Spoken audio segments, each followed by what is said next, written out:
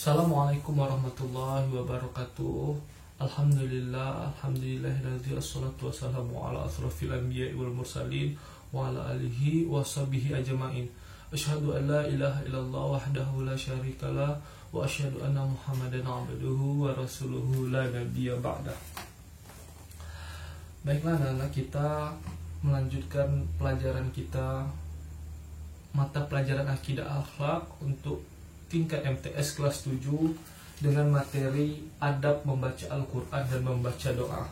Kalau di buku ini di halaman 120, dimulai dari halaman 120, kemudian materi pertamanya di halaman 121, adab membaca Al-Quran dan membaca doa. Materi kita hari ini. Adapun peta konsepnya, ada membaca Al-Quran dan membaca doa. Ada 4 yang akan kita bahas. Pertama Al-Quran, kemudian berdoa, kemudian manfaat membaca Al-Quran dan berdoa, kemudian yang terakhir ada nih, dalam Al-Quran pun ada macam-macamnya lagi. Sub dari materi Al-Quran ini ada pengertian, kemudian nama-nama lain Al-Quran, fungsi diturunkannya Al-Quran, kelebihan Al-Quran, kemudian yang terakhir isi kandungan Al-Quran. Bagi yang punya buku Akidah Akhlak, mulai di halaman 121, bisa disimak di halaman 121. Nah, yang pertama, pengertian Al-Quran. Pengertian Al-Quran, Al-Quran berasal dari kata dalam bahasa Arab yaitu qoro'ah. Qoro'ah itu ada 3 kata, huruf Qaf, Ra, dan Hamzah. Alif, Hamzah alif ya. Qoro'ah, yang artinya bacaan, yang artinya membaca. Quran artinya bacaan atau yang dibaca. Jadi asal katanya itu qoro'ah. Dalam bahasa Indonesia pun kita juga mengambil istilah Quran. Quran itu sebenarnya asal katanya juga qoro'ah, bacaan. Quran itu bacaan kan. Jadi Al-Quran itu bacaan. Jadi yang dimaksud secara istilah Al-Quran adalah kitab suci Allah yang diturunkan kepada Nabi Muhammad SAW dengan perantara malaikat Jibril agar disampaikan kepada umat manusia, dan yang membacanya adalah itu ibadah. Jadi Al-Quran, siapa yang membacanya adalah termasuk dalam ibadah. Al-Quran merupakan kitab suci terakhir setelah Taurat, Zabur, dan Injil. Kehadiran Al-Quran itu sebagai pembenar kitab-kitab sebelumnya sekaligus penyempurna. Jadi iman kepada kitab suci Allah. Jadi ada kitab-kitab sebelum Al-Quran, ada 3. Kemudian kitab Taurat, kitab Zabur, dan kitab Injil. Diturunkannya Al-Quran itu sebagai penyempurna dari seluruh kitab yang telah turun sebelumnya. Jadi sebagai penyempurna dan sebagai pembenar dari kitab-kitab sebelumnya. Itu maksud diturunkannya Al-Quran. Itu pengertian Al-Quran tadi ya. Jadi pengertian Al-Quran secara bahasa artinya bacaan, asal katanya qoro'a.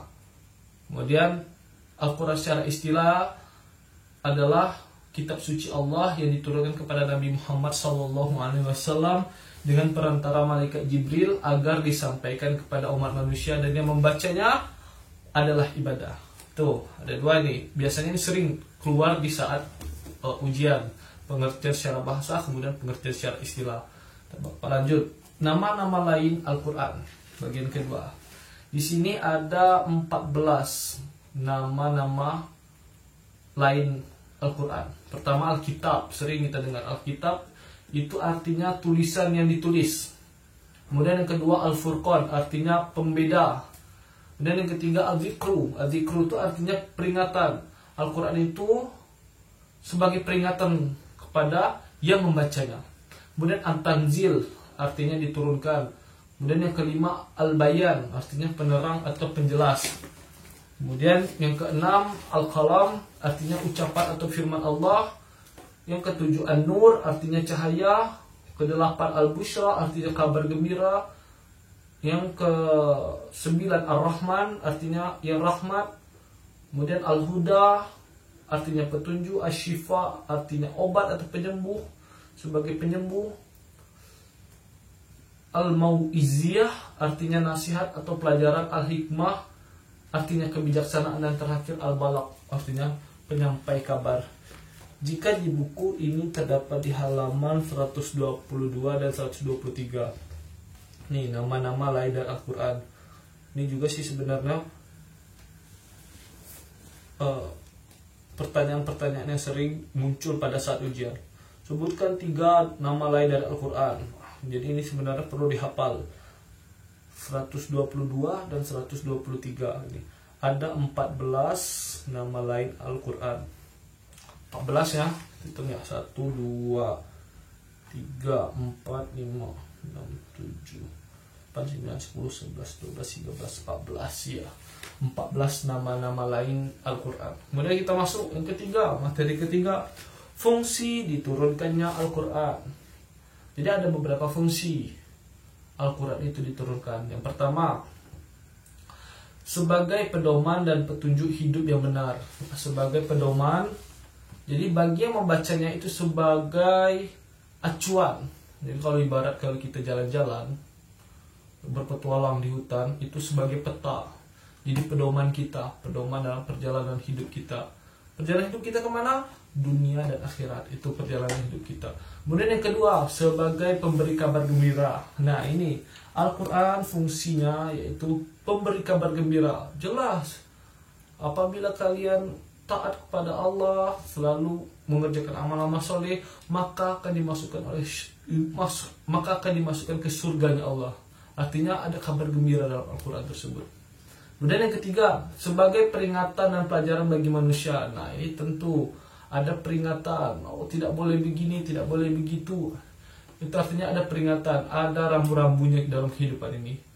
Kemudian yang keempat, sebagai sumber dari segala ilmu. Betul, di Al-Quran itu ada pembagian ilmu sains, ilmu astronom. Bila kita cerita matahari, bulan, bintang, ada semua dalam Al-Quran. Jadi Al-Quran itu sebenarnya sumber dari segala ilmu. Jadi siapa yang membacanya akan cerdas. Jadi teruslah kita membaca Al-Quran. Kemudian yang kelima, sebagai obat bagi orang-orang yang beriman. Nah ini tentu Al-Quran itu sebagai obat. Tadi ada nama lain dari Al-Quran, Asy-Syifa tadi itu ya, sebagai obat atau penyembuh. Ada pengobatan dalam Islam, istilahnya pengobatan ruqyah. Itu yang dibacakan ayat-ayat Al-Quran. Nah, keluar racun dari itu ketika dibacakan ayat Al-Quran, atau keluarlah jin ketika dibacakan ayat-ayat ruqyah tersebut. Jadi itulah Al-Quran sebagai obat bagi orang-orang yang beriman. Ini bagi orang yang beriman. Yang tidak beriman tidak bisa. Nah, lanjut. Yang keenam, sebagai pembenar dan penyempurna kitab-kitab suci sebelumnya. Nah, tadi udah Bapak sampaikan ke sebelumnya, Al-Quran ini sebagai pembenar dan penyempurna kitab-kitab suci sebelumnya. Kitab suci apa itu? Pertama Taurat, Zabur, kemudian Injil, baru turunlah Al-Quran. Jadi kita harus mengimani 4 kitab tersebut. 3 kitab sebelum Al-Quran, Taurat, Zabur, dan Injil. Memang iman kepada kitab suci Allah. Jadi ada beberapa kitab suci Allah dan kitab itu kita imani. Nah, datangnya Al-Quran itu sebagai pembenar dan penyempurna dari kitab-kitab tersebut. Masuk yang berikutnya, sebagai sumber hukum Islam. Nah, tentu di Al-Quran itu sebagai sumber hukum Islam. Ada penjelasan halal di situ, ada penjelasan haram. Biasa kalau kita belajar fikih, di situ sudah dijelaskan mana ini dalil haramnya, ini dalil halalnya. Misalnya Al-Quran dalam ini larangan berpacaran, la taqrabuz zina, jangan kamu dekati zina. Nah, itu artinya ada sumber hukum, ada hukum di situ. Maka zina saja tidak boleh kita dekati. Nah, jadi ada larangan di situ, sehingga apabila kita mengerjakannya maka ada dosa di situ, ada peringatan di situ. Nah, begitulah kira-kira fungsi diturunkannya Al-Quran. Masuk yang keempat, kelebihan Al-Quran dibandingkan kitab suci yang lain. Pertama, ajaran-ajaran Al-Quran bersifat universal. Apa itu universal? Universal itu menyeluruh. Nih, kalau di buku ada di halaman 124. Al-Quran bersifat universal. Kemudian yang kedua, kemurnian isinya tetap terjaga. Nah, Al-Quran itu kemurnian isinya tetap terjaga dari zaman Nabi Muhammad SAW sampai sekarang. Al-Quran itu bacanya tetap dalam bahasa Arab. Beda dengan kitab-kitab lain. Kalau kitab lain bercampur-campur. Misalnya jika dia sampai ke Indonesia, berubahlah bahasanya jadi bahasa Indonesia. Jika dia di Arab, dia pakai bahasa Arab. Jika dia di Inggris, dia pakai bahasa Inggris. Nah, beda dengan Al-Quran. Dimanapun di bumi ini, bahasanya tetap bahasa Arab. Jadi kemurniannya itu tetap terjaga. Itu Al-Quran. Jadi ini kelebihan si Al-Quran dibandingkan kitab suci yang lain. Kemudian yang ketiga, memiliki keindahan bahasa dan nilai sastra yang tinggi. Ini jelas. Bahasa-bahasa dalam Al-Quran itu bahasa yang indah, bahasa halus, bahasa sindiran. Jadi banyak bahasa itu. Dan bahasa itu ada macamnya, ada 4 macam. Sebenarnya kalau bahasa, tata bahasa ya, bukan bahasa ya, tata bahasa atau interaksi kita. Pertama, bahasa itu ada bahasa yang mendatar. Artinya kalau lawan bicara kita sama umurnya, kita mendatar bahasa. Ada yang bahasanya itu mendaki, ada bahasa itu yang menurun, kemudian ada juga bahasa itu yang melereng. Tuh macam-macam bahasa. Jadi kembali lagi ke sini, Al-Quran itu memiliki keindahan bahasa dan nilai sastra yang tinggi. Itu dia. Jadi di zaman Al-Quran turun, diwahyukan kepada Nabi Muhammad SAW, pada saat itu Mekah sedang, kaum Quraisy sedang bangga-bangganya dengan skill bahasanya atau sastra Arabnya waktu itu. Ketika turunnya Al-Quran, maka menepis semua sastra Arab pada saat itu, karena dia memiliki keindahan bahasa dan sastra yang tinggi. Kemudian yang keempat, Al-Quran kitab suci yang sempurna, jelas. Yang kelima, sudah tahu juga, sudah paham. Yang kelima, Al-Quran mengandung isyarat-isyarat ilmu pengetahuan. Nah, tadi Al-Quran itu mengandung sumber dari segala ilmu. Kemudian yang keenam, membaca Al-Quran adalah ibadah. Nah, ini dia ini. Membaca satu kalimat dalam Al-Quran itu ada nilai pahala. Apalagi nanti di bulan puasa, itu dikali lipatkan, berkali lipat. Misalnya alif lam mim, ini tiga huruf dikalikan lagi dengan jumlah pahalanya. Jadi membaca Al-Quran itu mempunyai nilai ibadah. Satu-satunya, inilah namanya kitab Allah, yang apabila kita bacanya, kita memahaminya, kita mengamalkannya, maka disitulah dapat pahalanya. Kemudian yang terakhir, isi kandungan Al-Quran. Isi kandungan Al-Quran ada di halaman 124 dan 125 dalam buku Akidah Akhlak. Pertama, akidah. Ini bercerita tentang keimanan kepada Allah dan rukun iman. Namanya akidah, dasar. Kemudian ibadah, tata cara menyembah Allah dan rukun Islam. Tata cara menyembah Allah itu beribadah. Kemudian bermuamalah, hubungan manusia dengan sesama manusia yang lain. Jadi ada cerita Al-Quran. Al-Quran itu tidak bercerita tentang ibadah saja, tapi ada cara bagaimana kita bersosialisasi, bagaimana kita bermuamalah, bagaimana kita berekonomi. Jadi bermuamalah itu kan hubungan manusia dengan sesama manusia. Jadi banyak ayat-ayat Al-Quran bercerita tentang ekonomi. Misalnya, wahalallahu al-bai'a wa harrama riba. Allah menghalalkan jual beli dan mengharamkan riba. Nah, itu salah satu contoh ayat bermuamalah, hubungan manusia dengan sesama manusia.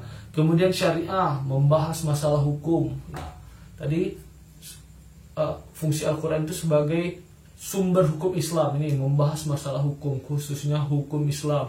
Kemudian 5, tarik atau sejarah kisah-kisah umat yang terdahulu. Nih, di dalam Al-Quran itu banyak tentang berkisah, tentang sejarah, bagaimana kaum Nabi Lut, bagaimana kaum Nabi Sulaiman, bagaimana kaum Nabi Isa, apalagi bagaimana kaum Nabi Muhammad. Semuanya itu tentang sejarah. Hampir sepertiga isi Al-Quran itu bercerita tentang sejarah. Tapi di situ kita menjadi pelajaran apa yang dapat kita ambil dari sejarah tersebut. Nah, itu dia. Kemudian yang keenam, isi kandungan Al-Quran itu ada janji dan ancaman. Jelas ini. Apabila kita beriman dan beramal soleh, maka dijanjikan dengan surga. Kemudian apabila kita tidak taat, kita ingkar kepada perintah Allah dan larangan Allah, kita kerjakan, disitulah kita mendapat dosa. Kalau sudah dosa, ujung-ujungnya lagi ke neraka. Kemudian yang ketujuh, akhlakul karimah. menunjukkan kepada umat manusia agar berakhlak karimah atau berakhlak baik, agar tidak tersesat hidup. Jadi moral ini seperti tata cara kita bersosialisasi, berakhlak mulia, begitulah kira-kira. Kemudian bab yang kedua berdoa, nih bersambung, kita lanjutkan di pertemuan berikutnya. Terima kasih telah memperhatikan. Wallahu muwaffiq ila aqwamit thoriq. Wassalamualaikum warahmatullahi wabarakatuh.